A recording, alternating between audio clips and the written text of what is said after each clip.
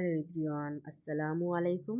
Blogs by Sonia channel থেকে আমি সোনিয়া কথা বলছি বাংলাদেশ থেকে। কেমন আছেন আপনারা সকলে? আই হোপ আপনারা সকলে ভালো আছেন। আলহামদুলিল্লাহ, আল্লাহ পাকের অশেষ রহমতে আমিও ভালো আছি। এই তো চলে আসলাম আপনাদের মাঝে আরও একটি নতুন নিউ অ্যানাদার ব্লগ ভিডিও নিয়ে। ভিডিও শুরুতেই দেখা যাচ্ছে আমি এখানে কিছু থানকুনি পাতা কিংবা টাকা পাতা, যে যেটাই বলুক না কেন আমরা কিন্তু টাকা পাতাই বেশিরভাগ বলে থাকি। কিন্তু বিভিন্ন অঞ্চলে বিভিন্ন দেশে এই পাতাটিকে কিন্তু কিন্তু অনেকে শাকও বলে থাকে। আর বিশেষ করে বইয়ের খাতায় কিংবা বইয়ের পেজে আমরা কিন্তু লেখাটা থানকুনি পাতা হিসেবেই সকলে চিনি। কিন্তু অঞ্চল ভেদে অনেকেই কিন্তু এক এক ধরনের নামে আর কি পরিচিত এই পাতাটি। তো আমি হচ্ছে আজকে এই পাতাটি, আরেকটি হচ্ছে ডিমা শাক। এটা কিন্তু খেতে একটু তেতো হয়, তেতো হলেও কিন্তু এটার গুণগত মান এবং এটার পুষ্টি পরিমাণ খুবই ভালো।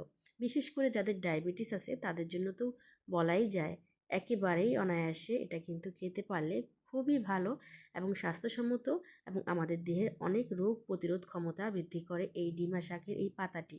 খেতে খুবই তেতো, কিন্তু একটু ভালো করে যদি আমরা বড়া করে কিন্তু যে কোনোভাবে রেসিপি করে যদি খেতে পারি, এটা কিন্তু আমাদের দেহের জন্য খুবই উপকারী হবে।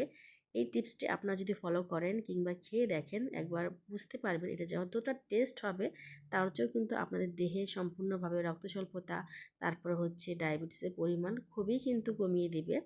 এই পাতাটা খুবই তেতো। আমরা কিন্তু ইচ্ছে করলে খুবই অল্প সময়ে এই পাতাটি দিয়ে একটি রেসিপি তৈরি করে নিতে পারি, তা কিন্তু আমার দেহের জন্য খুবই আর কি উপকারী। তো এখানে কিন্তু আমি পেঁয়াজ, কাঁচামরিচ, তারপর হচ্ছে হলুদ মরিচের গুঁড়ো, তারপর হচ্ছে ধনে গুঁড়ো, তারপর হচ্ছে জিরা গরম মশলা বাটা, তো সব কিছু কিন্তু আমি অ্যাড করে নিয়েছি। আর কিছুটা টিপস একটু স্কিপ হয়ে গেছে, তা একটু আপনারা অ্যাডজাস্ট করে নেবেন। তারপর কিন্তু আমি ভালো করে ডুবো তুলে ভালো করে ভেজে তারপরে নিয়ে আসছি।